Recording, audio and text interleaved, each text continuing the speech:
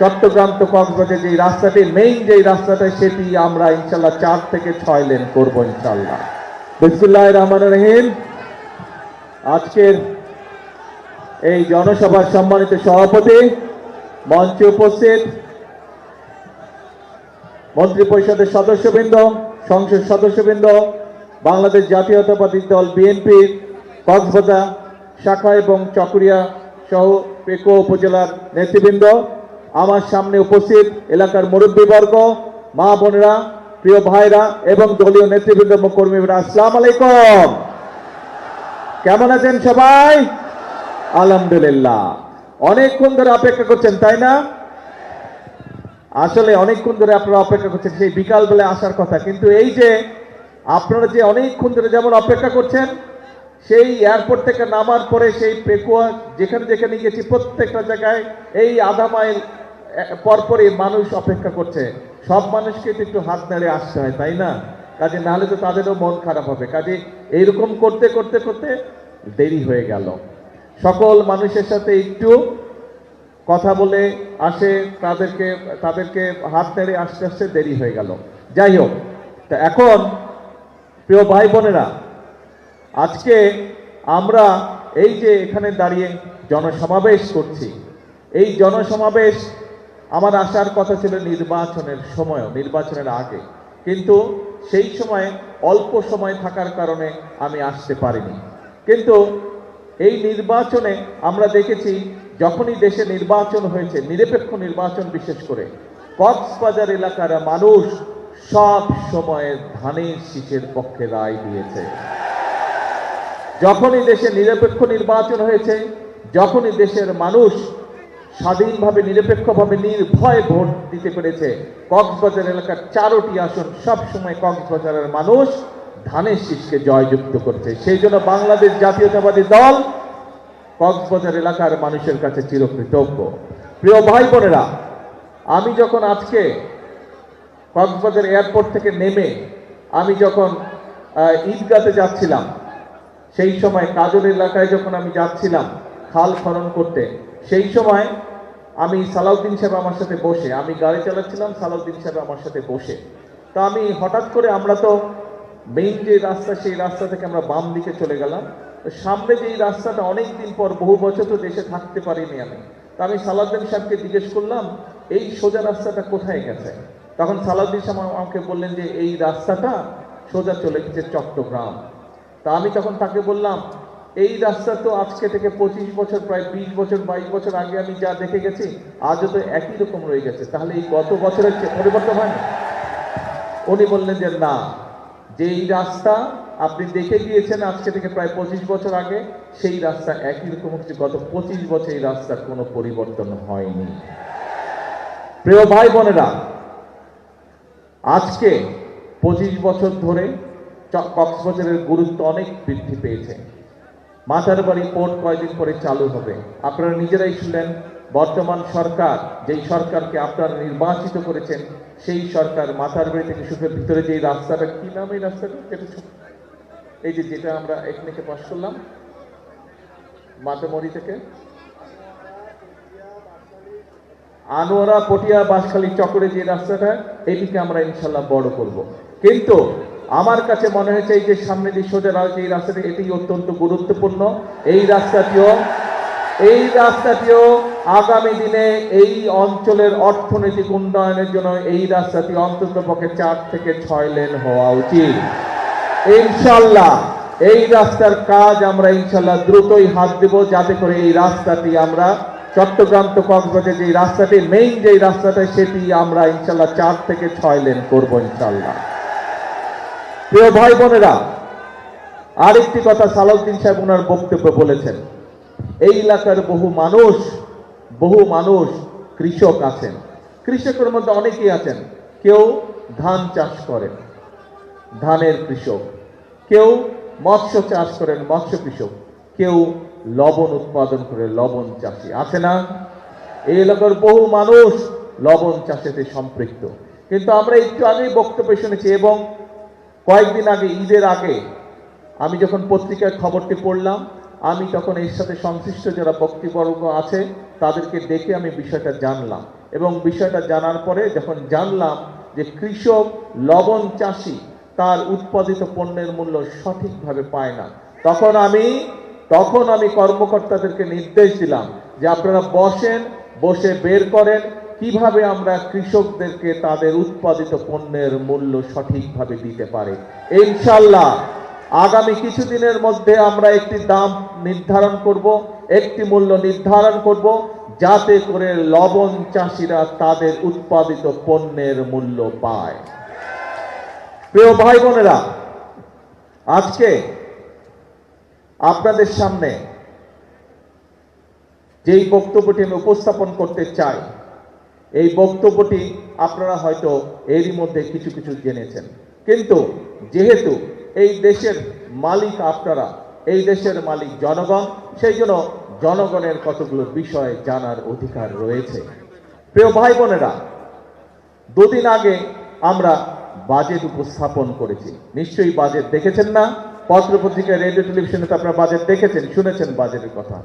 এই বাজেটে আমরা গত 2 দিন ধরে দেখলাম কিছু মানুষ যারা দেশ সম্পর্কে ধারণা রাখে, দেশের মানুষকে নিয়ে চিন্তা করে, দেশের ভবিষ্যৎ নিয়ে চিন্তা করে, তারা এই বাজেট সম্পর্কে বলেছে যে এই বাজেট মানুষের উপকার করবে। কিন্তু আমরা দেখলাম কিছু কিছু মানুষ সমালোচনা শুরু করলো এই বাজেট উপস্থাপনে, সংসদের মহান জাতীয় পবিত্র সংসদে বাজেট উপস্থাপনের আগেই আমরা দেখলাম রাস্তায় মিছিল বের হয়ে গেল, মানি না, মানব না, মানি না এই বাজেট। দেখেছেন না আপনারা? এখন প্রিয় ভাই বোনরা, এই যে বর্তমান সরকার, যেই সরকারকে আপনারা নির্বাচনে জয়যুক্ত করে দেশ পরিচালনার দায়িত্ব দিয়েছেন, আমরা এই বাজেট উপস্থাপন করেছি। এই বাজেটে আমরা কি করেছি? এই বাজেটে আমরা সাধারণ মানুষের যে নিত্য প্রয়োজনীয় দ্রব্য, চাল, ডাল, তেল, চিনি, নুন, লবণ, এই যে জিনিসগুলো, মশলা, এইগুলোর উপরে আগে যে ট্যাক্স ছিল, সেই ট্যাক্স আমরা উঠিয়ে নিয়েছি যাতে করে জিনিসপত্রের দাম না বাড়ে। আজকে সকালে যখন আমি কক্সবাজার, ঢাকা থেকে প্লেনে উঠলাম, তখন আমি পত্রিকা থেকে প্লেনের পত্রিকা দেখলাম যে কি কি নিউজ আছে। পত্রিকার মধ্যে দেখলাম সবগুলো পত্রিকা কম বেশি নিউজ করেছে যে বাজেট উপস্থাপনের পরে, প্রতি বছর যখন বাজেট উপস্থাপন করা হতো, তার পরের দিনই বিভিন্ন রকম জিনিসপত্রের দাম বেড়ে যেত। কিন্তু আলহামদুলিল্লাহ, আল্লাহর রহমতে গত পরশুদিন বাজেট উপস্থাপনের পরে এই প্রথমবারের মতন এখন পর্যন্ত আল্লাহর রহমতে বাজারে কোনো জিনিসপত্রের দাম বাড়েনি। বেড়েছে জিনিসের দাম বাজারে বেড়েছে, বাড়েনি জিনিসের দাম। তো এখন প্রিয় ভাই বোনেরা, যেই বাজেট উপস্থাপন করলে জিনিসের দাম বাড়ে না, সেই বাজেট কি জনগণের পক্ষের বাজেট না বিপক্ষের বাজেট? জনগণের পক্ষের বাজেট। এখন প্রিয় ভাই বোনেরা, আসেন এই বাজেটে আমরা কি করেছি। এই বাজেটে আমরা বিভিন্ন ওষুধপত্র থেকে শুরু করে বিভিন্ন চিকিৎসার যে বিষয়গুলো ছিল, সেগুলোর উপর থেকে আমরা ট্যাক্স কমিয়ে নিয়েছি। যেমন কিডনির প্রবলেম আছে, অনেক ডায়ালিসিস করতে হয়। এই ডায়ালিসিস করতে গেলে অনেক মানুষের অনেক খরচ হয়। যেই ওষুধপত্রগুলো কিডনি ডায়ালিসিসের জন্য আনতে হতো, সেই ওষুধগুলোর উপর থেকে আগে ট্যাক্স ছিল, আমরা সব ট্যাক্স সরিয়ে নিয়েছি। তার ফলে এখন প্রত্যেকটি যে সকল কিডনি ডায়ালিসিসের রোগী আছে, সেই রোগীরা এখন যখন কিডনি ডায়ালিসিস যাবে, তাদের 800 থেকে 1000 টাকা, আগে যেখানে খরচ বেশি হতো এখন সেইখানে খরচ কম হবে ইনশাআল্লাহ। এখন প্রিয় ভাই বোনেরা বলেন, যেই বাজেট দেওয়ার ফলে কিডনি রোগীদের খরচ কমে যাবে, সেই বাজেট কি জনগণের পক্ষের বাজেট নাকি জনগণের বিপক্ষের বাজেট? জনগণের পক্ষের বাজেট। আসেন প্রিয় ভাই বোনেরা, বাংলাদেশে বহু হার্টের রোগী আছে, বহু মানুষ, আপনারা, আমাদের আত্মীয় স্বজন, মা, ভাই, বোন, পরিবারের সদস্য, অনেকেরই হার্টের অসুখ আছে না? এই হার্টের বাইপাসের জন্য, এই হার্টের চিকিৎসার জন্য যেই জিনিসগুলো, যন্ত্রপাতিগুলো দরকার হতো, সেইগুলো আমরা ট্যাক্স আগে ছিল, আমরা সেই ট্যাক্সগুলো এখন বাতিল করে দিয়েছি। তার ফলে কি হয়েছে, আগে যেই চিকিৎসা করার জন্য, এই যে হার্টের বাইপাসের জন্য যে সেন্টিং এর জন্য যে আগে 1 লক্ষ 1.25 লক্ষ টাকা খরচ হতো, সেটি কমে এখন প্রায় 50-60 হাজার ভিতরে চলে যাবে, অর্থাৎ অর্ধেক খরচ কমে যাচ্ছে মানুষের। এখন আমাকে বলেন প্রিয় ভাই বোনেরা, এই যে জনগণের পকেট থেকে যদি আগে যেখানে 1 লক্ষ টাকা খরচ হতো, সেখানে যদি এখন অর্ধেক টাকা খরচ হয়, তাহলে লাভটা কার হলো? লাভটা হলো জনগণের। তাহলে এই যে জনগণের খরচটা কমে গেল, চিকিৎসার খরচটা কমে গেল, এটা কি জনগণের পক্ষের হলো না বিপক্ষের হলো ভাই? পক্ষের হলো। এখন আসে, অনেকে আছে চোখের ছানি অপারেশন, বিভিন্ন চোখের অপারেশনের করার পরে লেন্স লাগাতে হয় যাতে ঠিকভাবে দেখতে পায়। এই লেন্সের উপরেও আগে ট্যাক্স ছিল, এখন এই লেন্সের উপর থেকে আমরা ট্যাক্স সরে নিয়েছি, যাতে অনেক মুরব্বী মানুষ আছে যারা রিটায়ার হয়ে গেছে, যারা অবসর জীবনে আছে, তাদেরকে এই চোখের চিকিৎসা করতে হয়, ফলে তাদের পক্ষে এত টাকা দেওয়া সম্ভব না। ফলে এই লেন্স কিনতেও আগে যেই খরচ হতো সেটিও এখন অর্ধেকের বেশি খরচ কমে নিয়ে আসবে। তাহলে প্রিয় ভাই বোনেরা বলেন তো, এই যে খরচ কমে গেল জনগণের, যাদের চোখের অপারেশন হবে তাদের যে খরচ কমে গেল, তাহলে এইটি কার পক্ষে গেল? জনগণের পক্ষে গেল না বিপক্ষে গেল? জনগণের পক্ষে গেল। তাহলে প্রিয় ভাই বোনরা, এখন আসেন, আমরা বাজেটের দিন দেখলাম, বাজেটের পরেও দেখলাম, সামাজিক গণমাধ্যম যেগুলো আছে সেখানে দেখলাম বিভিন্ন সংবাদ, দেখলাম বিভিন্ন ভিডিও, দেখলাম কি দেখলাম, কতগুলো রাজনৈতিক দল তারা বাজেট, যে বিএনপি সরকার যে বাজেট দিয়েছে এই বাজেটের বিপক্ষে তারা প্রতিবাদ জানালো। তারা বলল এই বাজেট হচ্ছে গণবিরোধী বাজেট। এখন বিএনপি সরকার এই ওষুধপত্রের উপরে, নিত্য প্রয়োজনীয় জিনিসের উপরে ট্যাক্স কমিয়েছে যাতে করে মানুষ একটু শান্তিতে স্বস্তিতে থাকতে পারে। কিন্তু বিএনপি সরকার এই বাজেটে কিসের উপরে ট্যাক্স বাড়িয়েছে বলেন তো ভাই? সিগারেটের উপরে ট্যাক্স বাড়িয়েছে, মদের উপরে ট্যাক্স বাড়িয়েছে। এখন যেই রাজনৈতিক দলগুলো মানি না, মানব না বলছে, তাহলে কি আমরা ধরে নিব যে তারা সিগারেট এবং মদের উপরে কেন ট্যাক্স বাড়ালো সেই জন্য মানি না, মানব না করছে? তাহলে যারা মদের উপরে ট্যাক্স বাড়ার প্রতিবাদ জানায়, সিগারেটের উপরে ট্যাক্স বাড়ালে প্রতিবাদ জানায়, তারা কি জনগণের জন্য রাজনীতি করে? জনগণের জন্য রাজনীতি করে না। আমরা নির্বাচনের আগেও দেখেছি, এরা গিয়ে জনগণের কাছে বিভিন্ন টিকিট বিক্রি করতো। শুনেছেন না, দেখেছিলেন না? হ্যাঁ, এখন আর টিকিট বিক্রি করে? এখন আর টিকিটের কথা বলে? কেন বলে না? কারণ ওই টিকিটের কোন রকম দেওয়ার মালিক বা ক্ষমতা তাদের নেই। তারা জনগণকে ঠকিয়ে শুধু জনগণের ভোটটা নিতে চেয়েছিল, জনগণকে বিভ্রান্ত করতে চেয়েছিল। এখন প্রিয় ভাই বোনেরা, এই যে যারা মদের উপরে ট্যাক্স বাড়ানোর জন্য বিক্ষোভ মিছিল করে, যারা সিগারেটের উপরে ট্যাক্স বাড়ানোর জন্য বিক্ষোভ মিছিল করে, এরা তো জনগণের বন্ধু না। এরা কি জনগণের বন্ধু? যারা জনগণের কাছে নির্বাচনের আগে বিভিন্ন টিকিট বিক্রি করেছিল, বিভিন্ন টিকিটের প্রলোভন দেখিয়েছিল, টিকিটের প্রলোভন দেখিয়েছিল, এরা কি কখনো জনগণের বন্ধু হতে পারে? বন্ধু হতে পারে না। প্রিয় ভাই বোনেরা, আমরা যদি অতীত ইতিহাস দেখি, আমরা যদি 71 সাল থেকে 1971 সাল থেকে 1996 সাল, 1986 সাল, 2008 সাল, প্রত্যেকটি সময় যখনই এই দেশের মানুষের সামনে সংকট আছে, প্রত্যেকটি সময় যদি আমরা বিশ্লেষণ করি, দেখব যে এই যে আজকে যারা মদের ট্যাক্স বাড়ানোর জন্য প্রতিবাদ বিক্ষোভ করছে, আজকে যারা সিগারেটের উপরে ট্যাক্স বাড়ানোর জন্য বিক্ষোভ করছে, এই দলের লোকজন আমরা দেখেছি সেই সময়েও তারা বিভ্রান্ত করেছিল জনগণকে।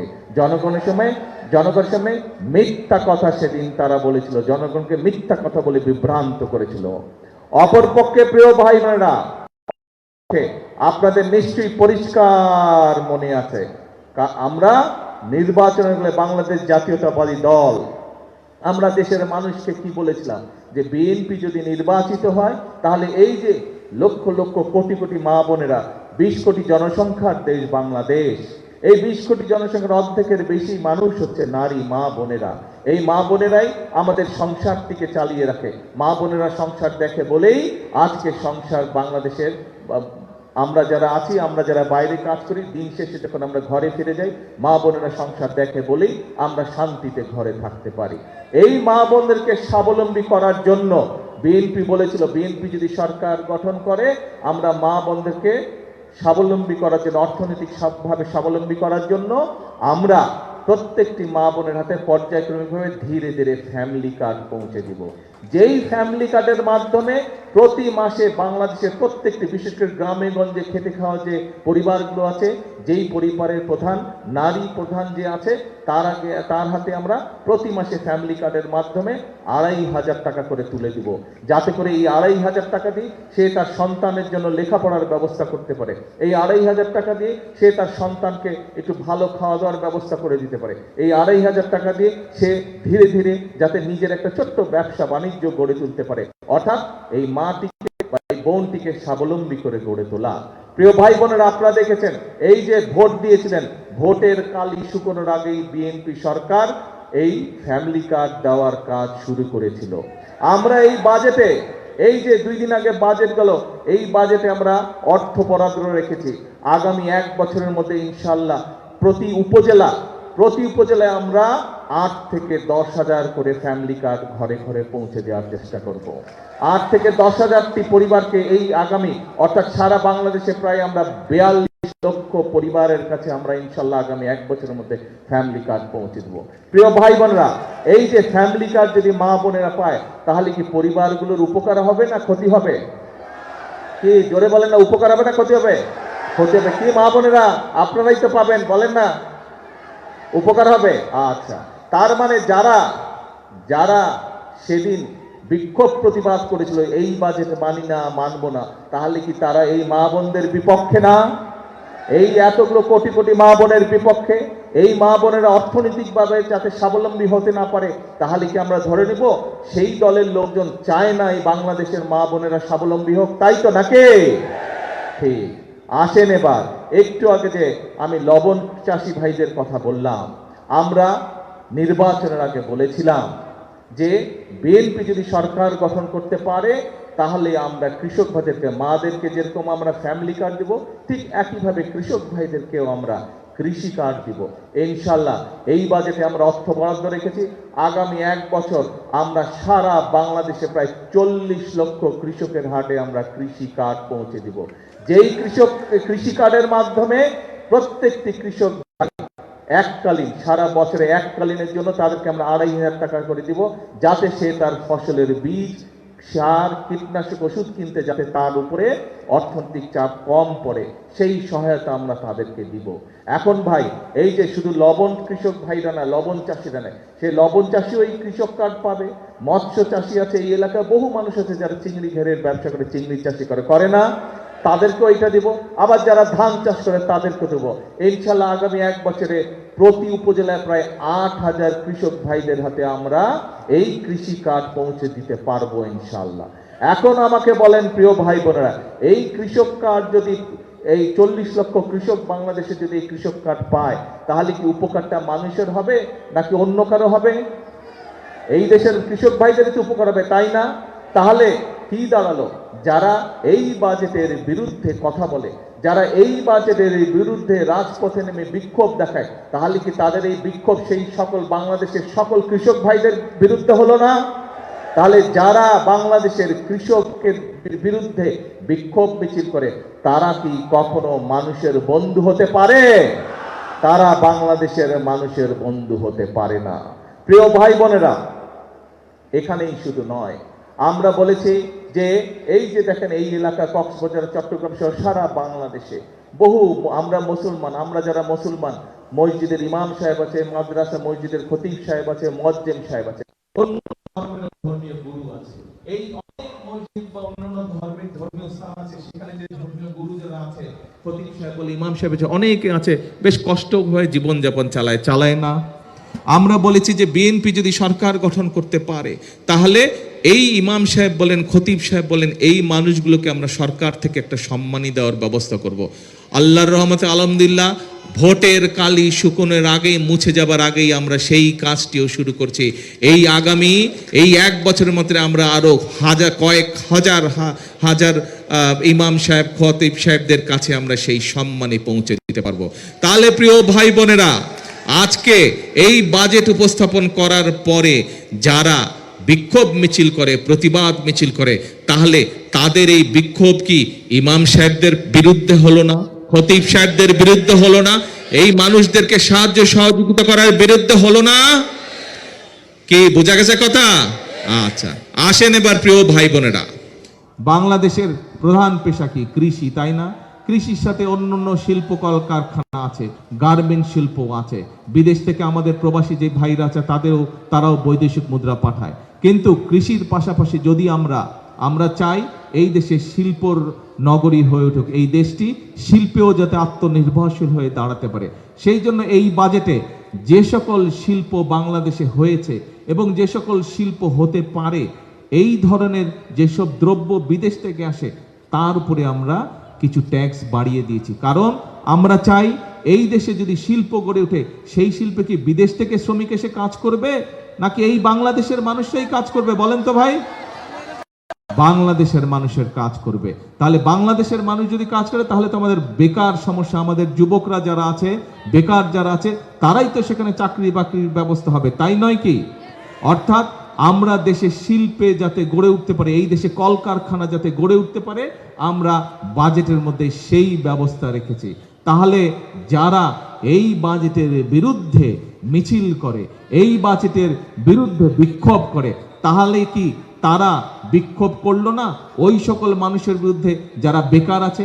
আমরা চাইছি বেকারদের কর্মসংস্থানের ব্যবস্থা করতে, আর তারা সেটির বিরুদ্ধে মিছিল করছে, তারা সেটির বিরুদ্ধে বিক্ষোভ করছে। কাজটা কি তাহলে ভালো করলো? তারা ভালো করলো না।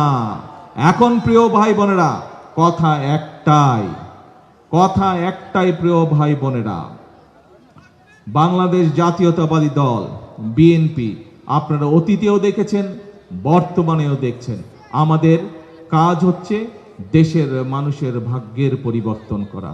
আমাদের কাজ হচ্ছে দেশের ভাগ্যের পরিবর্তন করা, এবং সেজন্যই আমরা কৃষক কার্ড বলেন, আমরা ফ্যামিলি কার্ড বলেন, আমরা দেশে কলকারখানা স্থাপন করা বলেন, আমরা দেশের বেকারদেরকে বিভিন্ন রকম প্রশিক্ষণ ইনস্টিটিউট তৈরি করার মাধ্যমে, প্রশিক্ষণ দেওয়ার মাধ্যমে তাদেরকে দক্ষ করে গড়ে তোলা বলেন, এইসব কাজ আমরা করতে যাই। শুধু এইসবই বিষয় না, এই বাংলাদেশের মানুষের, এই যে আপনারা যে উপজেলায় থাকেন, আপনাদের বিভিন্ন উপজেলা স্বাস্থ্য কমপ্লেক্স আছে না?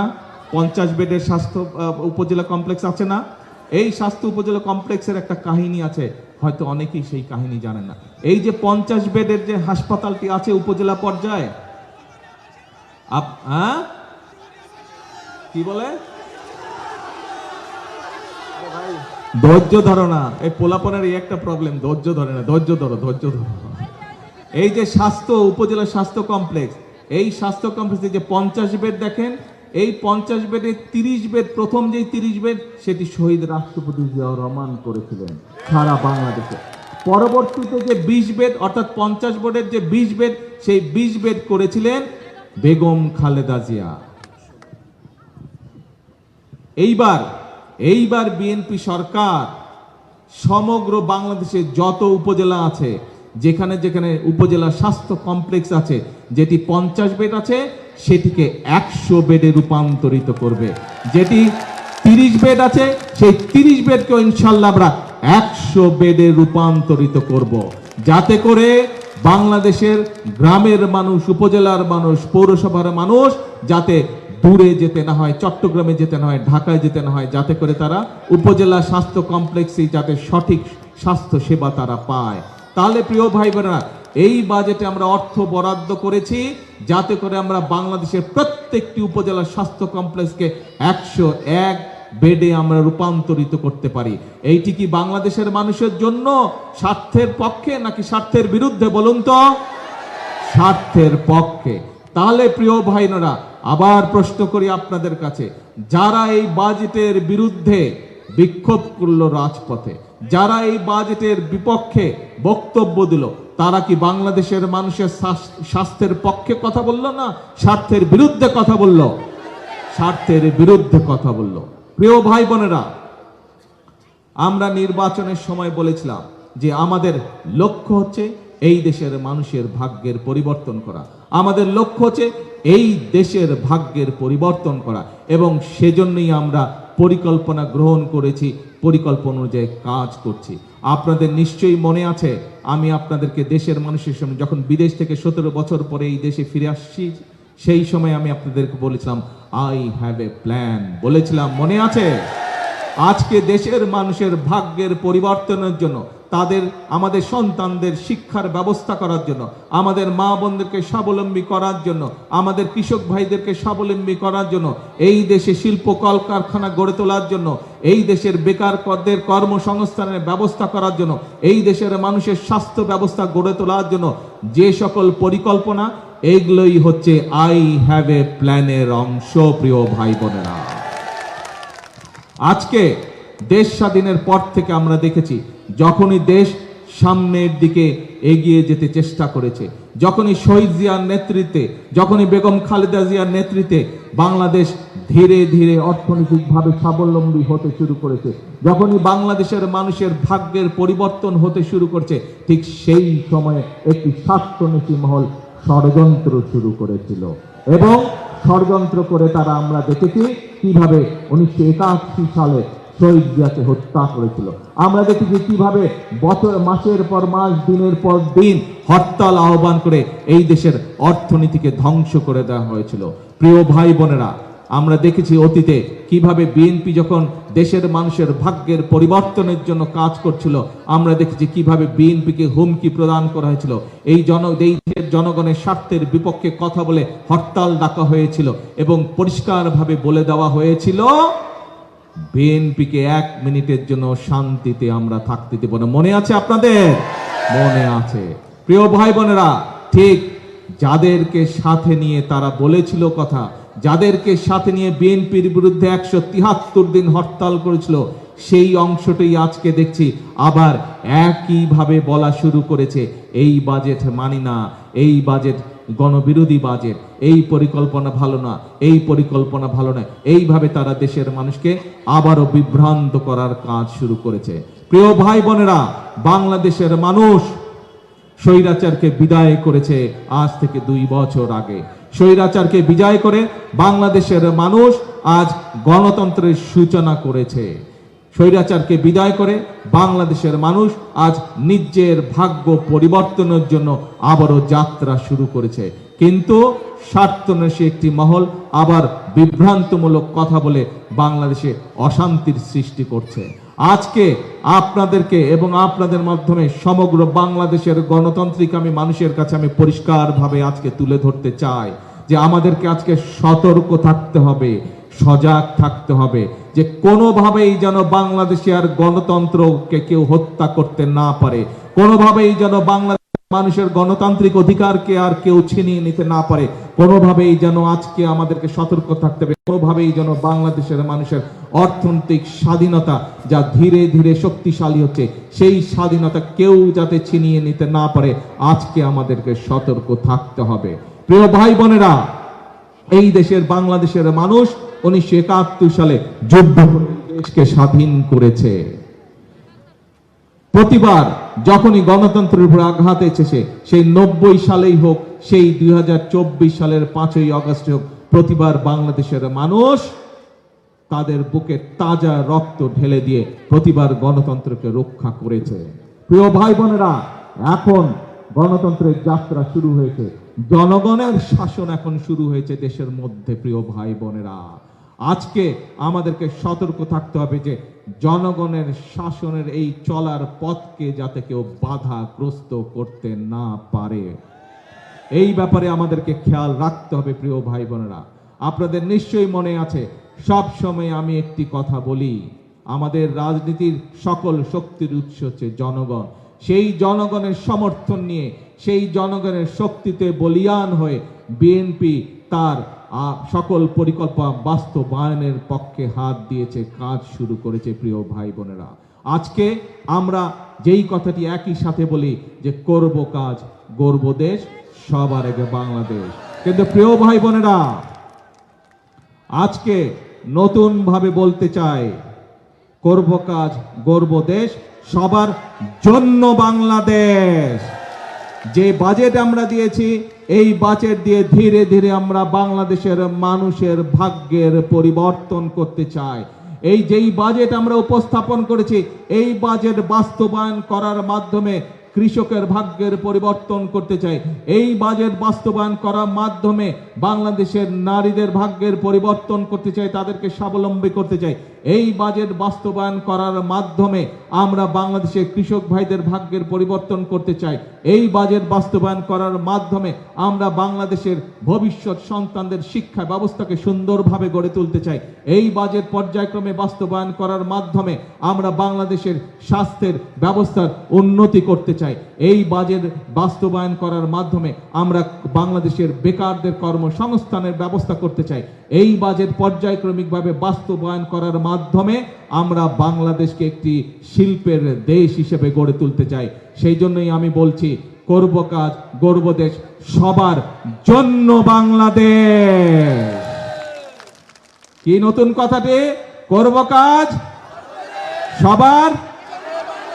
সবার জন্য বাংলাদেশ। একসাথে আছেন আমার? আর এই এলাকার জন্য যে যে কাজ হবে আমি বক্তব্য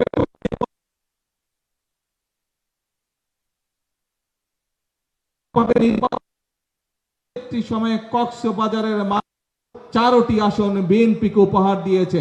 ইনশাআল্লাহ এই এলাকার উন্নয়নের জন্য বিএনপি অতীতে যেভাবে কাজ করেছে, ইনশাআল্লাহ বিএনপি এই এলাকার কক্সবাজার জেলার উন্নয়নের জন্য ভবিষ্যতেও ইনশাআল্লাহ একইভাবে কাজ করবে এবং আমরা কাজ করব একসাথে। আমার